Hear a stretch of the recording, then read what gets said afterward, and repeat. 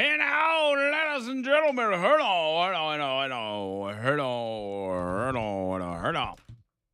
welcome to our number 3 of the Line Talk 99.5. Thank you for being here. Alabama Men's Clinic starting you off this hour. AlabamaMen'sClinic.com. Love me some Alabama Men's Clinic. Y'all know I'm on those tea treatments, baby. I'm doing the tea because I got tested and I was low on my testosterone. Had no idea. And ever since then, I've been able to tell a difference, and I'm kind of new to it. Like I haven't been taking it that long. They usually say give it a few weeks before you start noticing some differences. And I'm already, and maybe I'm paying too much attention to it, but I've been able to tell a difference in my mornings, like getting up and being able to get after it and not dragging so much as I once was. But I'm going to keep you guys updated on this journey as I, test it out and see how it works out for me. I'm excited. And we'll adjust. I got to go back in a few weeks and get tested and see where my levels are at, and if it's where it needs to be, great. If it's not where it needs to be, and I want to switch treatments, you talk to your providers about it, and they come up with a plan for you, man. There's so many advantages to this. A lot of people think it's just ED, and it's so much more than that. It's just feeling like yourself again, having that energy that you can't seem to find, especially when you're at work and you start getting towards the end of the day and you're basically fighting for your life. Some of y'all that worked like super long shifts, you feel like you're not going to make it.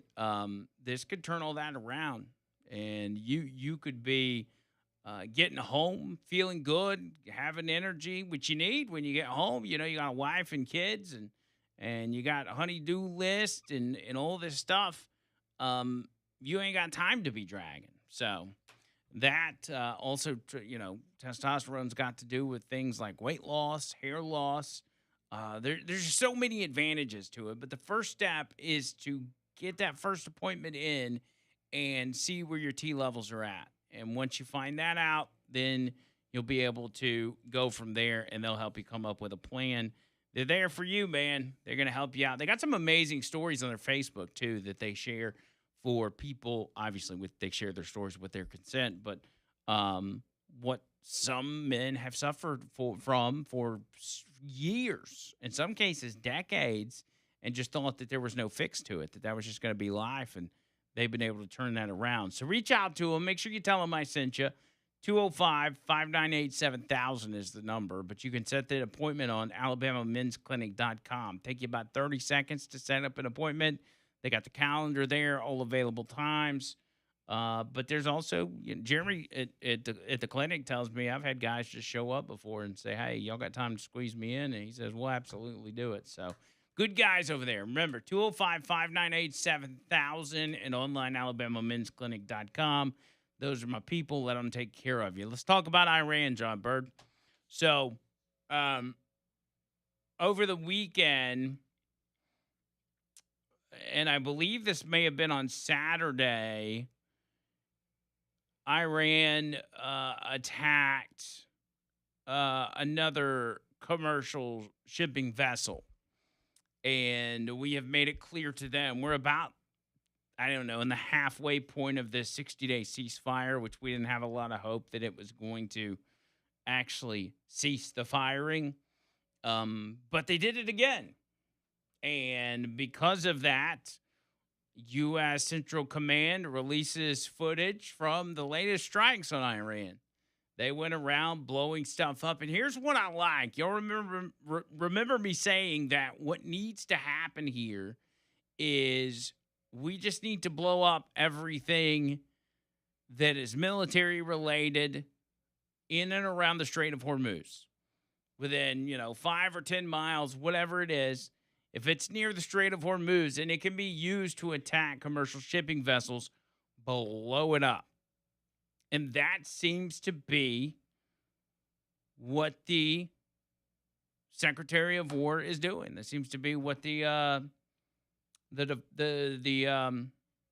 the Department of War is make it happen. And I love that. I think that's a great idea in order to, you know, pummel these guys into oblivion because that's what's going to happen. As soon as we started striking them, Iran allegedly called the president. And they said, "Oh, please, Mr. President, please don't do this anymore." And he's like, "Listen," he's like, "We're done. We're done talking." He's like, "You've been able to, for so many years, they've been able to just tap along president after president after president. All they know is negotiating. They're not good at it, but that's all they know how to do." And so their MO and what they've traditionally done has just been negotiating stall tactics. And Donald Trump is like, "We're done. We're done with this. We're going to protect the Strait of Hormuz. You guys are not going to be able to control it, obviously. And we're just going to keep blowing you up as people continue to drive through the strait." End of story. Here's what CENTCOM said. They said U.S. Central Command completed a new wave of offensive strikes against Iran July 12th, hitting dozens of targets at multiple locations with precision munitions to degrade Iran's ability to continue attacking international shipping flowing through the Strait of Hormuz. CENTCOM forces struck Iranian military air defense systems, coastal radar sites, missile and drone capabilities, and small boats using U.S. fighter aircraft, naval vessels, one-way attack aerial drones, and one-way attack sea drones for the first time. The Strait of Hormuz is a vital maritime corridor for global trade. Iran does not control it. U.S. forces are postured and prepared to ensure that freedom of navigation remains available to commercial shipping, despite Iran's continued unwarranted aggression, harassment, threats, and arbitrary declarations. Of course, Iran has condemned these latest strikes, saying that the U.S., quote, "caused the return of insecurity in the Strait of Hormuz and disruption of international commercial shipping by openly interfering in the process of Iran implementing the necessary arrangements in the Strait of Hormuz." Right, buddy, right. It's as if they don't even, and they do know this, but it's as if they don't know that they're the ones that are starting this every time. They fire at ships, and then they get blown into oblivion. They fire at another ship, and they're not stopping the transiting of these ships. People are still going, and the U.S. military is to the best of their abilities keeping all of these ships safe. CBS says Tehran expanded its attacks on Gulf neighbors, including Bahrain, Kuwait, Qatar, Jordan, and Oman. The nation on the other side of the strait that Tehran has pressured to join in managing the traffic there after U.S. targeted Iran with strikes Saturday. Later Sunday, Iran's state-run IRNA news agency cited the government of Qasem Island, located near the strait, as saying under a dozen projectiles had been fired at military targets there with no casualties. There was no immediate U.S. military comment. The largest island in the Persian Gulf is home to about 150,000 people. That's a lot of people that live on that island. IRNA said explosions were also heard in the coastal city of Bandar Abbas and inland in Hajiabad, a city to the north. The exchanges came as Iran and the U.S. are nearly at the midway point of the 60-day period, with their interim deal aimed at reaching a permanent end to the war. So really what seems to be happening here is that we're just going to be the ones to control the strait. The president does not want to get involved in regime change, which I think if you just look at this on paper, that's kind of the only thing that's going to, stop them from acting in this manner, because it's ideological. As you know, this is a religious thing for them. It's not a matter of, hey, we've got some, middle ground that we'll meet you on. They had another memorandum of understanding, or I guess this was maybe the final deal that they were working on that was supposed to, uh, that the 60-day MOU was supposed to lead up to.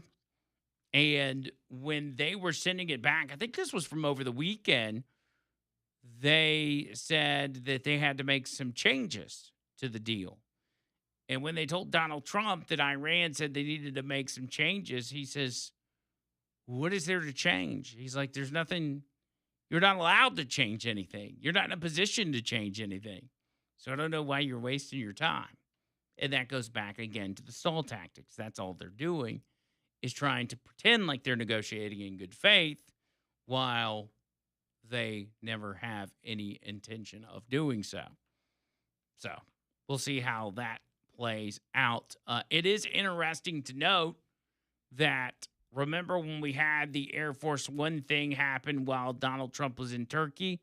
He flew on the new Air Force One to Turkey, but then on the way back, he flew in the old Air Force One, and they took the new one to a military base, but there was no information on why they were doing that. That was the same flight where they told reporters to keep their windows closed and they cut the Wi-Fi off. Apparently, from what we know now, there was an Iranian plot to assassinate Trump while he was in Turkey, which prompted the secret plane swap, which wasn't so secret because we knew about it. That's according to Channel 12, which is an Israeli news agency over in Israel. They're saying that this is what, and assuming that they're telling the truth on this, this is what caused them to do the old swapperoo and keep the windows closed and all that kind of stuff. This really, ironically enough, we find this out 2 years to the day that Butler, Pennsylvania happened. Today is July 13th. July 13th, 2024 is when they almost took Donald Trump's life. And it's a good time to ask, why do we not have more answers about that? Does anybody know?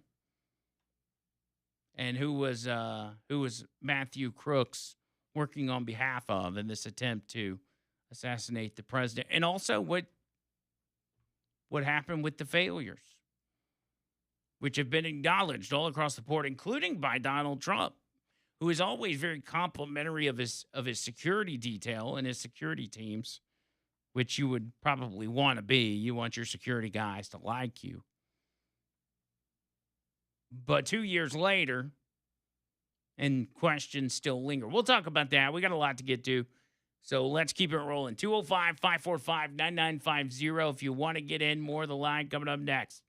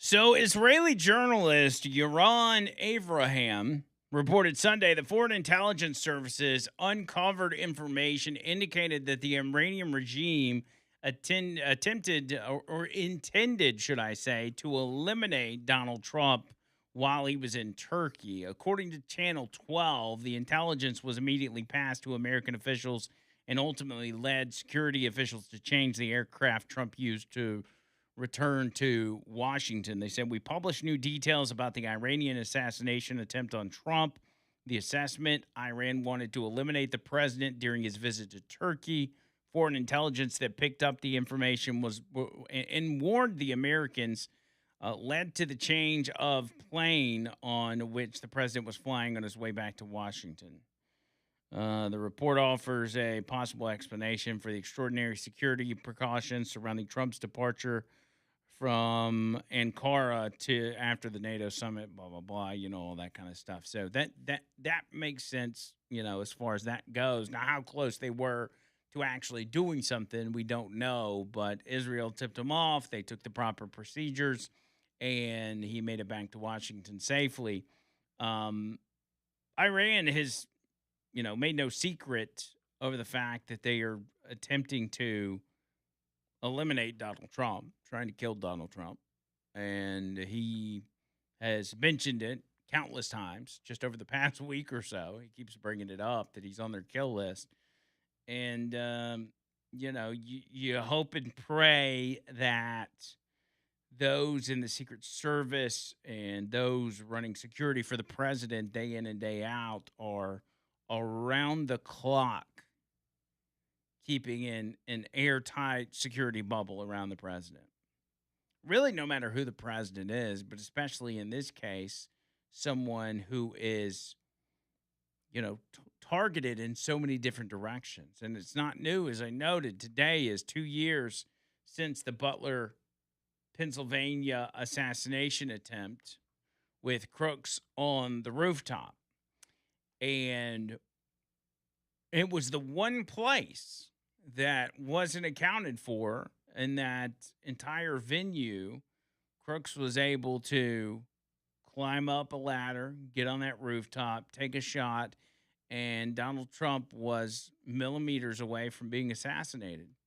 A quick turn of the head literally kept him alive. Now, sadly, we lost someone else in that incident, but that could have been a very, very bad situation. And little did we know we would see a similar assassination attempt just 1 year after that, which would have been Charlie Kirk on September 10th, 2025. But Donald Trump, as he was kind of, making his rounds talking about Lindsey Graham, he did entertain Fox and Friends this morning as they wanted to ask some questions outside of Lindsey Graham. And they asked him about this, about the fact that it's 2 years to the day that he was almost assassinated. And here was his comments. How are you feeling today? I think we all just want to know. And after the report that came back, I hate to Monday morning quarterback and put down law enforcement because they do such an amazing job, but they missed some things in the report showing that. What's your response? What's your reaction to that? We're talking about the Butler report? Yes. Basically. Well, they blew Butler because they had one building that was empty and they blew it. Now, at the same time, David, our sniper from 300 yards, was able to act within less than 4 seconds and took out somebody that he didn't know existed, which was unbelievable, the job he did, because if he didn't do that, you would have had a lot of people. And maybe not me, because they were on top of me pretty quickly. I had a lot of people on top of me, and they were very brave. Secret Service was very brave. They were on top of me very, very fast. They saw what was happening. Everybody saw very quickly. I knew exactly what was happening. There was nothing. It was amazing how I understood exactly, and I knew it was the ear. They thought it was all over because the ear bleeds. Some little fact. You'll ask your doctor who's fantastic, by the way. Just gave the report on Lindsey. He's such a great guy and such a great doctor. But you'll ask him, it has to do with cartilage. The ear bleeds more than anything. So I got hit in the ear, and it was a bloody mess. But I knew I only got hit there, and they thought I got hit at many different locations because of the blood. the amount of blood. And, they blew it. They blew it because of the one thing. After that, they were incredible. They were very brave. It's interesting to hear him say that because I don't know that I remember him saying the words, they blew it, which they did. And with this Butler report, it is confirming that fact that there was some sort of breach in security. And the blame was kind of shifted around where nobody wanted to take credit. The local police were saying, that's on Secret Service. The Secret Service was saying that's on local police. And I think it was on local police too.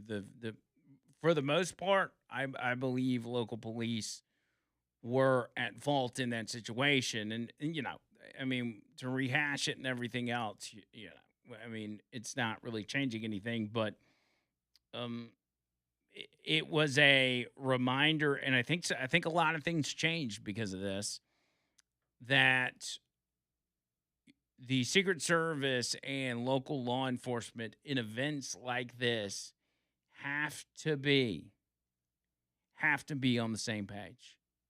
Otherwise, very bad things can happen at any time, especially with this president. And so many people wanting to literally eliminate him.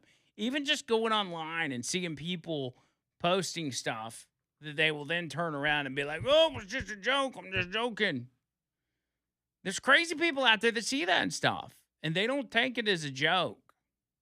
They take it as, oh, there's a lot of people that feel the same way I do. And if I actually take the action of being the one to finally take down Donald Trump, I will be etched in the history books as a hero. That is a real thing. I've got examples of that just from over the weekend. One in particular is a radio show host out of St. Louis.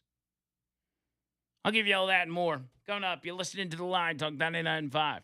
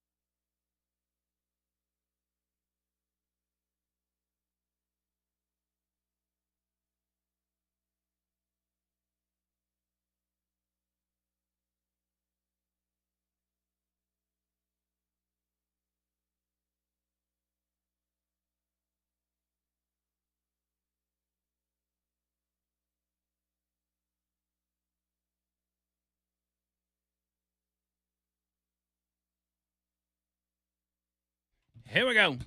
205-545-9950. I want to hop back over to Lindsey Graham here in a few moments. Not quite yet.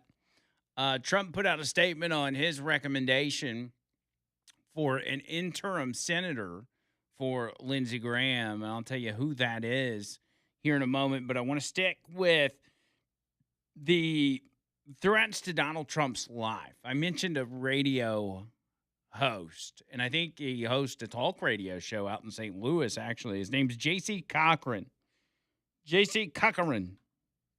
He posts, he makes a post about a Trump assassination. Says it was a joke. Posted it on Facebook. He deleted it and was like, how could you take it that way? So J.C. Cochran is a longtime radio host and occasional television personality in St. Louis. He has been a fixture in the STL market for over 30 years, working at stations including KSHE, KSDFM, KMOX, KTRS, KLOU, KIHT, and KFNS. Not familiar with any of those. He currently hosts JC's Wayback Machine on 101.9 and 94.1 in St. Louis. What do you think of that, John Bird? JC's Wayback Machine, where we have a wacky time. JC's Wayback Machine in the mornings on Zookeeper FM. On Saturday nights, he hosts News Talk STL from 6 to 9 p.m. And on Sunday, he hosts JC's Sunday Showgram from 7 to 9. He's a busy DJ. It sounds like a cheesy show, honestly. Like, keep it simple. They're going, JC's Wayback Machine. Like, come on, that's stupid. He's also a sick, deranged Trump hater, from what I understand. On Saturday, he posted a Trump assassination joke on his Facebook page. He posted the photo that includes the words, "Dear Iran, he's on the golf course." So he took a picture from, Google Maps, a picture of Florida. He circles West Palm Beach and writes above it, "Dear Iran," with an arrow pointing at the circled West Palm Beach. And on the other coast of Florida, he writes, "He's on the golf course." So, "Dear Iran, he's on the golf course." Now, why would it be? What other way could you mean? Are you suggesting that Iran should send him a gift? Maybe, I don't know. I don't know what else that could be. So anyway, he took it down. This is what leftists call comedy, but we all know they relish in the thought of Trump's assassination. They're not fooling anybody. Let's hope the proper authorities pay this goon a visit. For the record, Trump was in Washington, D.C. this past weekend. He was scheduled to golf Saturday at Trump National Golf Course in D.C., not in West Palm Beach. This guy probably doesn't do a lot of research and thought he was being cute. But anyway, he has not attempted to explain that away. He says it was a joke and it has nothing to do with assassinations. He did get, who is this? Jim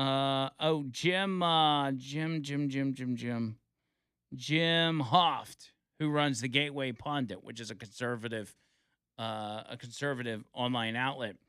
He requested comment from this guy, from J.C. Cochran, and he responded saying, "Here's the deal, Jim.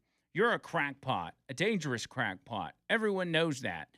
The post was satire suggesting Trump should have been at the bargaining table instead of playing golf, and that they could find him there. To suggest any other meaning would probably indicate you have a problem. Did I mention you're a crackpot and everyone knows it?"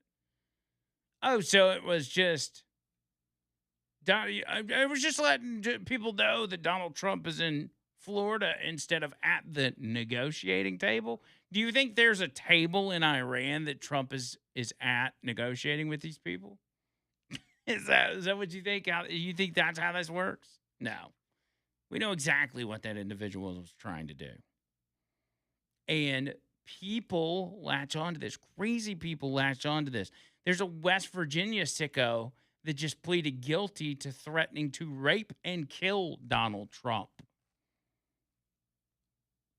Did you hear me? Threatened to rape and kill the president? There's crazy people out here. This is a 20-year-old. Cody Lee Smith of Clarksburg, West Virginia, admitted in court to issuing multiple threats that including graphic calls for violence against Trump, his family, Trump supporters, and ICE agents. The threats came to light earlier this year when the Harrison County Sheriff's Department reported Smith's social media post and a phone call to federal authorities. He used Instagram to post and send direct messages filled with explicit violent fantasies. In one direct message, he was sending direct messages to the Trump family. He sent one to Trump Jr. He wrote, quote, "I'm going to rape your worthless father while Benjamin Netanyahu sits in the Oval Cuck throne and watches with his jugular cut while the life leaves his pathetic eyes. And then after I'm done, you're getting raped."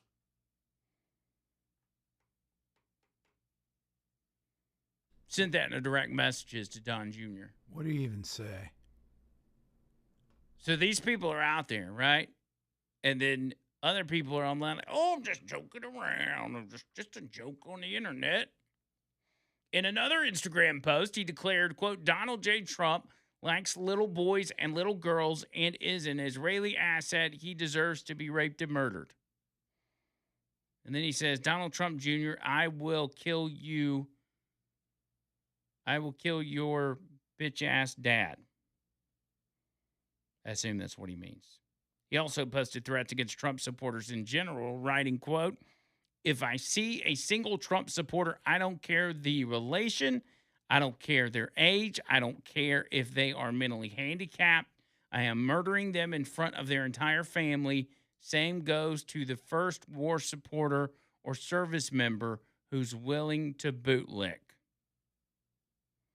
Okay, they need to visit that guy. Well, they did, and he's pleaded guilty, and he's going to prison now. In one of his posts, in addition to the social media threats, he called the ICE tip line and directly threatened to kill ICE agents in Clarksburg, along with the tip line operator and the operator's family. One of his posts said, quote, "Donald Trump just announced the GD Hunger Games and called to impeach this MFer with a 308. While featuring a song titled, quote, "I am going to kill the President of the United States of America" by a band called Leathermouth. According to the DOJ, Smith faces up to 5 years in federal prison on a charge of threatening the president and up to 10 years on charges related to threatening ICE agents. So he's looking at up to 15 years. Should be longer. This guy's crazy. This guy obviously does not need to be out on the streets whatsoever. But the problem is, and the point I'm trying to make here is, those crazy people are out there. And you can call them crazy leftists because that's what they are. And as people joke and say this and say that online, it just pours gasoline on the fire to sit here. We've lost, I think in society, and this was highlighted with Lindsey Graham, I guess, we've kind of lost the sense of humanity when it comes to larger than life figures or politicians, and we'll just say politicians in particular. People completely remove the human aspect to these people. Yes, there's some bad people up there. There are people up there that do not deserve to be up there. There's people up there that deserve to be in prison. But a lot of people have just removed the humanity from it and completely lose sight of the fact that these people are still human beings with families, with people who care about them, and act in this manner. And the left just lets it go. At the least, they let it go. Most of the time, they're feeding into it. Think about the crazy trans shooters we've had to deal with. Hell, there was a story out of the Netherlands where a 15-year-old girl who identified as a trans boy and then after that identified as a dog brutally murdered her parents and then sent the gruesome, bloody photos to her classmates. That's the kind of stuff that the left promotes. Not murdering or anything, but identifying as a dog is perfectly okay. Changing your gender, taking puberty blockers, doing stuff that's going to completely mess you up in the head. 15-year-old Dutch girl has been arrested on suspicion of fatally stabbing her parents to death inside their home during the early hours of June 18th. Was reportedly first identified as a boy and later as a dog. Allegedly attacked her mother and father, both 53, in their residence. She also reportedly stabbed the family's pet golden retriever during the rampage. Dog on dog crime, if you will. In a sickening detail that's horrified the community, the girl allegedly took photographs of her parents' blood-covered bodies and sent the images to classmates via WhatsApp shortly after the killings. Dutch authorities issued urgent warnings urging anyone in possession of such material not to share it and to turn it over to investigators. Yeah, I'd say so. Classmates have described the girl's increasingly bizarre behavior in the months and years leading up to the tragedy. One student told media outlets that she, quote, wore a tail, dog ears, and gloves and would, quote, crawl around on all fours and bark while running through the school hallways. And there are adults out there that embrace this. It's insanity. It's a literal insanity. 205-545-9950. Looking live at a live shot at the White House where Trump's going to be speaking at the Freedom 250 Grand Prix event. I actually forgot about this, but they're doing a Grand Prix event in Washington, D.C., where they have basically mapped out a track that they're going to be racing at. I think they did this. What did they do that IndyCar? Was it IndyCar or I guess Grand Prix event in Chicago? Chicago, where they closed off the streets and did the whole thing. That was kind of cool. I thought that was neat. But now they're doing it in D.C. So if Trump comes out, we'll give you his comments, see what he has to say. I'm sure he has a lot to say, and he'll talk about Lindsey Graham and all that kind of stuff. That and more, as well as your phone calls, coming up next.